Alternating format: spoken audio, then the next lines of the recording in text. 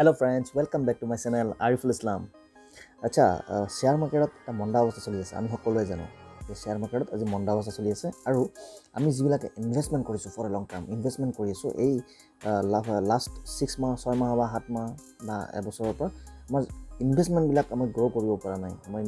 ইনভেষ্টমেণ্টবিলাক maximum investment আমাৰ গ্ৰ' হোৱা নাই কাৰণ শেয়াৰ মাৰ্কেটটো বহুত ভলাটাইল হৈ আছে আৰু বহুত ডাউন টুৱাৰ্ডছ হৈ আছে তাৰ কাৰণে বিভিন্ন ফেক্টৰ আছে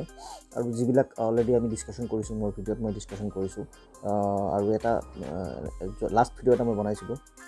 যদি আপোনালোকে ভিডিঅ'টো চোৱা নাই ভিডিঅ'টো মই আই বাটন কাৰ্ডত দি দিম বা ডিছক্ৰিপশ্যনত থাকিব আপোনালোকে গৈ পেলাই চাই ল'ব যে শ্বেয়াৰ মাৰ্কেটত আমি এতিয়া পেনিক হোৱাৰ দৰকাৰ হয়নে নহয়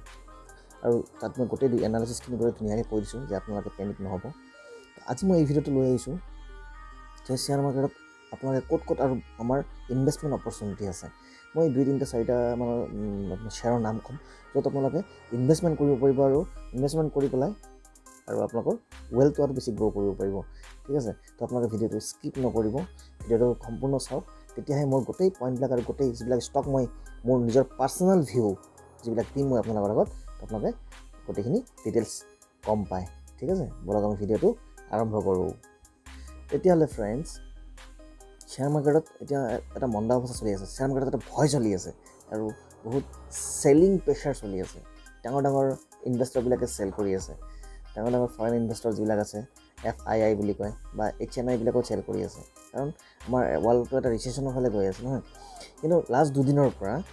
শ্বেয়াৰ মাৰ্কেটটো অলপমান আপৱাৰ্ডছ দিছে ঠিক আছে তো তাৰ পৰা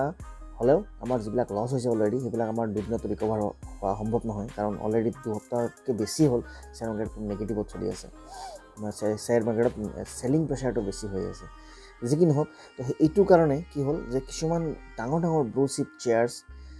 তেওঁলোকৰ প্ৰাইচটো বহুত মানে 52 উইকছ ল'ৰ নিচে কাষত বা তাতকৈ তলত আহি গৈছে তো এটা এটা ধুনীয়া ইনভেষ্টমেণ্ট আমাৰ অপৰচুনিটি হয় কাৰণ ইনভেষ্টমেণ্ট যেতিয়া আপোনালোকে কৰিব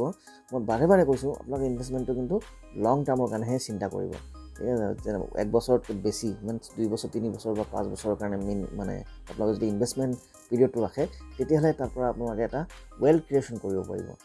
যিটো মই আপোনালোকক বাৰে কৈছোঁ আপোনালোকে যদি এবছৰৰ ভিতৰত যদি ইকুইটিত ইনভেষ্ট কৰি পেলাই আপোনালোকে ইনকাম কৰিব বিচাৰে তেতিয়াহ'লে কিন্তু এটা বহুত ৰিস্কি ফেক্টৰ হয় কাৰণ ইকুইটি এটা ৰিস্কি বস্তু হয় শ্বেয়াৰ মাৰ্কেটৰ ইনভেষ্টমেণ্টটো এটা বহুত ৰিস্কি ফেক্টৰ হয় তো তাত আমি লং টাৰ্মৰ কাৰণে কৰিব লাগিব আৰু ইণ্ট্ৰাডে পাৰ্টটো বেলেগ ইণ্ট্ৰাডে পাৰ্টটো বা অপশ্যন ট্ৰেডিংটো বেলেগ বস্তু হয় তো সেইটো পাৰ্ট মই ইয়াত আজি ডিছকাশ্যন নকৰোঁ মই টেকনিকেল এনালাইচিছৰ লগত অপশ্যন ট্ৰেডিঙৰ বিষয়ে মই পিছত ভিডিঅ' বনাম সেইটো বাৰু বেলেগ মেটাৰ কিন্তু মই ইয়াতে আজি আপোনালোকক 2-3টা শ্বেয়াৰৰ কথা নাম ক'ম যিটো মোৰ পাৰ্চনেল ভিউ হয় কিন্তু আপোনালোকে ইনভেষ্টমেণ্ট কৰাৰ আগত আপোনালোকে নিজৰ এনালাইচিছটো নিজে কৰি ল'ব ঠিক আছে ইয়াতে প্ৰথম শ্বেয়াৰটোৰ নাম ক'লোঁ যি এতিয়া যিটো শ্বেয়াৰ আজি নিজৰ 52 উইকছ ল'ৰ তলত আছে সেই শ্বেয়াৰটো হ'ল অৰবিন্দ ফাৰ্মা আপোনাৰ আজিৰ ডেটত মিনছ আজিত হ'ল আপোনাৰ 17 মে 2022ত লাষ্ট ট্ৰেড প্ৰাইচ আছিলে 535 যিটো 52 উইকছ ল'ৰ বহুত তলত হয় ঠিক আছে তো এইটো এটা বহুত ধুনীয়া অপৰচুনিটি যে অৰবিন্দ ফাৰ্মা এটা বহুত ডাঙৰ কোম্পানী হয় ইণ্ডিয়াৰ এমং যিবিলাক ফাৰ্মা কোম্পানী আছে ফাৰ্মা কোম্পানীৰ ভিতৰত টপ 5ত থকা এটা কোম্পানী অৰবিন্দ ফাৰ্মাটো এতিয়া সেইকাৰণে মই আপোনালোকক ৰিকমেণ্ডেশ্যন কৰিছোঁ যে অৰবিন্দ ফাৰ্মা যিমান ডিপত যাব যিমান নেগেটিভত যাব আপোনালোকে সিমান ইনভেষ্টমেণ্ট কৰি লৈ লওক ইনভেষ্টমেণ্ট কৰিলে কি হ'ব আপোনালোকে তাৰ পৰা যেতিয়া আমাৰ গোটেই চিনেৰিবিলাক ভাল হৈ যাবগৈ আমাৰ চিটুৱেশ্যনবিলাক ভাল হ'ব ঠিক আছে তেতিয়া আমাৰ অৰবিন্দ ফাৰ্মাৰ এটা হাই মুভমেণ্ট আমি দেখিবলৈ নিশ্চয় পাম আৰু তাৰ পৰা এটা আমি ধুনীয়া আৰ্নিং কৰিব পাৰিম ঠিক আছে আপোনালোকৰ ফাৰ্ষ্ট কোম্পানীটোৰ নাম ক'লোঁ মই অৰবিন্দ ফাৰ্মা ছেকেণ্ডটো হ'ল CDSL প্ৰায় নিজৰ 52 উইকছ ল'ৰ নিচে কাষত আছে CDSLে আজি লাষ্ট ট্ৰেড প্ৰাইচ আছিলে CDSLৰ 1155 ৰুপিজ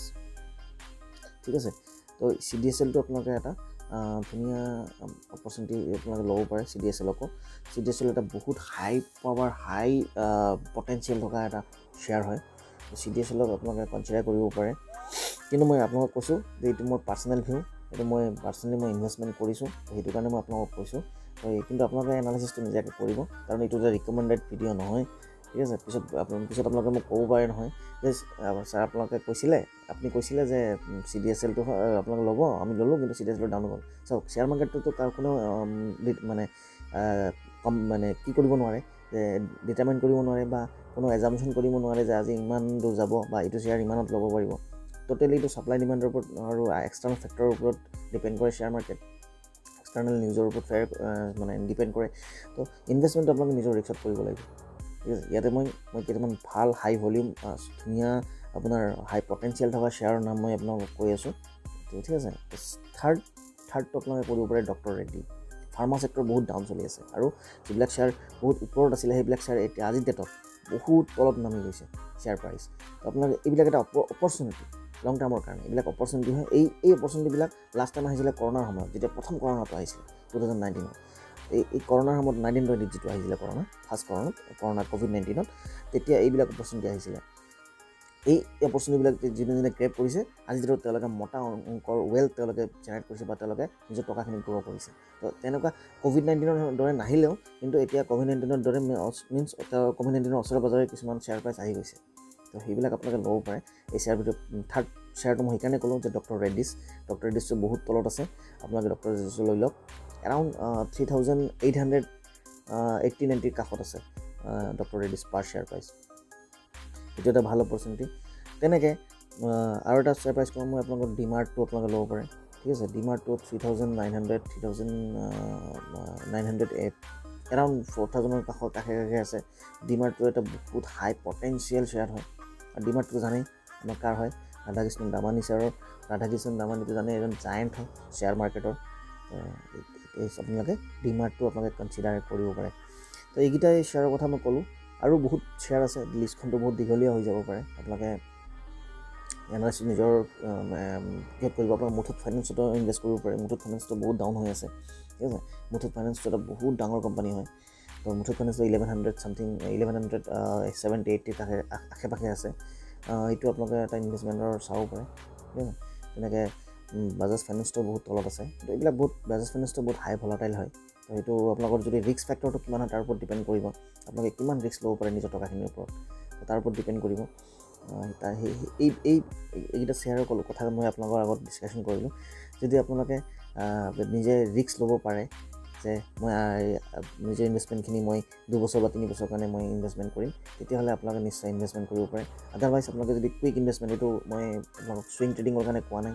ছুইং ট্ৰেডিংটো হ'ল আপোনালোকে আজি কিনিছে 2 দিন পিছত বা 1 মাহ পিছত আপোনালোকে বিক্ৰী কৰিলে ডেট ইজ ছুইং ট্ৰেডিঙৰ কাৰণে মই কোৱা নাই এইটো মই লং টাৰ্ম ইনভেষ্টমেণ্টৰ কাৰণে আপোনালোকক মই এইবিলাক ভিডিঅ' এই শ্বেয়াৰকেইটাৰ নাম মই ক'লোঁ বাকী ইনভেষ্টমেণ্টখিনি আপোনালোকৰ ৰেকচেপ্ট কৰিব ঠিক আছে তো এনেকুৱা ইনফৰ্মেটিভ ভিডিঅ' লৈ পেলাই মই আপোনালোকৰ মাজত অতি সোনকালে আকৌ আহি আছোঁ আপোনালোকে যদি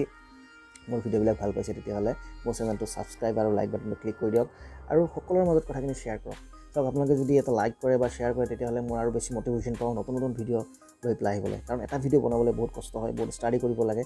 তো আপোনালোকে মোক হেল্প কৰক যাতে মই আৰু নতুন টপিক লৈ পেলাই আপোনালোকৰ মাজত মই আকৌ আহিব পাৰোঁ ঠিক আছে সকলোৱে ভালে থাকক জয় আই অসম